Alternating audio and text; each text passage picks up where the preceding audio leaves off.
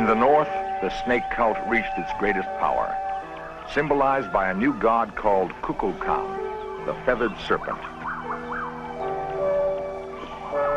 Mayan folklore holds that Kukulkan was a bearded, light-skinned man who brought a renaissance to citadels like Chichen Itza and provided the Mayans with a highly advanced knowledge of engineering and astronomy.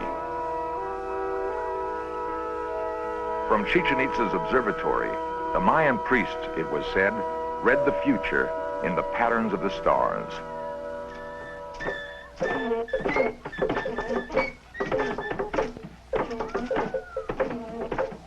In ancient times, Chichen Itza was a thriving ceremonial center, a place of pilgrimage where Mayans came to worship and enjoy society.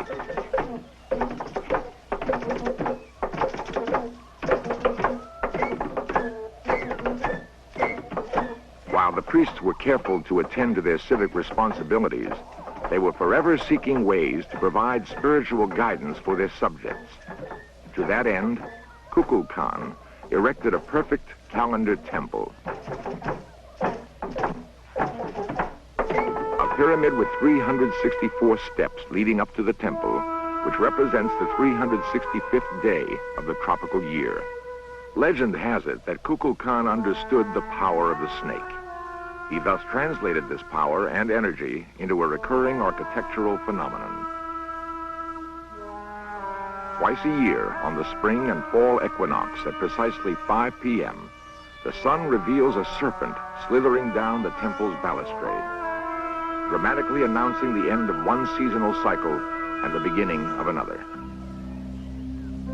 According to legend, the enlightened Kukulkan disappears and black sorcerers come from the north. At the sacred well, archaeologists have dredged up hundreds of human bones.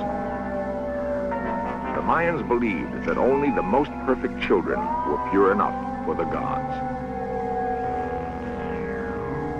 Ancient Mayans played the first known team sport in history. For them, it had terrifying consequences.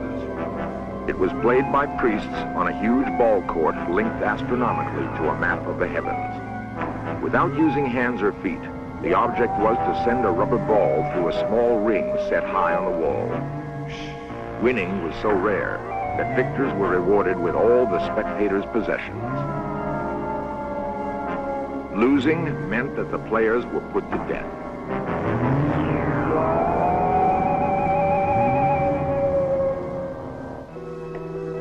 Then it appears that suddenly the priests left the temples. Did Mayan astronomers see a different age in the stars? Was it the end of a cosmic cycle? No one knows for sure. It is a strange and fascinating puzzle.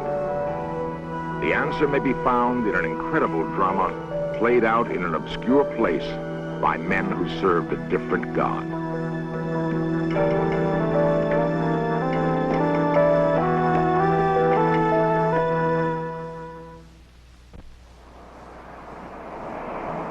The ancient Mayans abandoned their sacred cities hundreds of years before the arrival of the Spanish in the New World.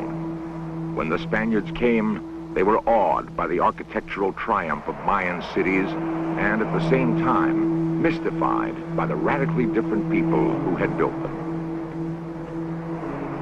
The coming of the Spanish friars cemented the Spanish conquest of the Yucatan. The conquistadores came to battle foreign soldiers. The friars came to battle foreign gods.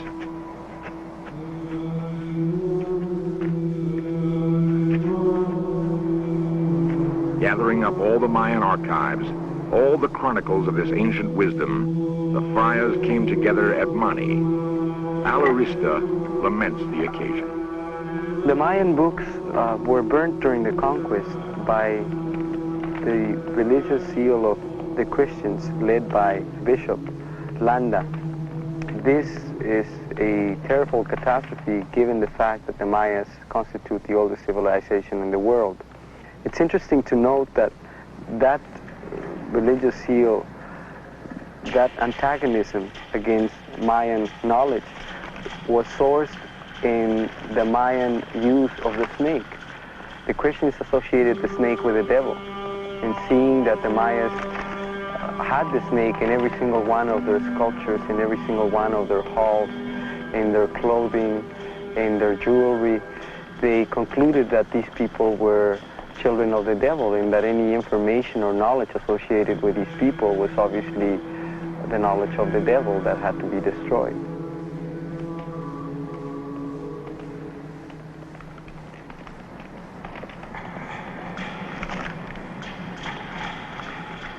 Now the conquest was utter and complete. The destruction of Mayan knowledge was ruthless and would forever frustrate scholars by its loss.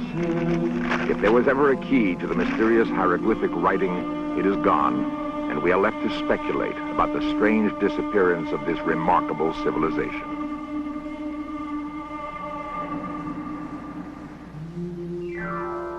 Some scholars have suggested that the Mayan leadership was decimated by malaria and yellow fever, yet these diseases seem to have been unknown in ancient times. Others contend that the priests were cast out by rebellious elements within the empire, but there is no archaeological evidence to support that conclusion. Another possible explanation is that the Mayans moved to escape a natural catastrophe, perhaps an earthquake. The area is known for them.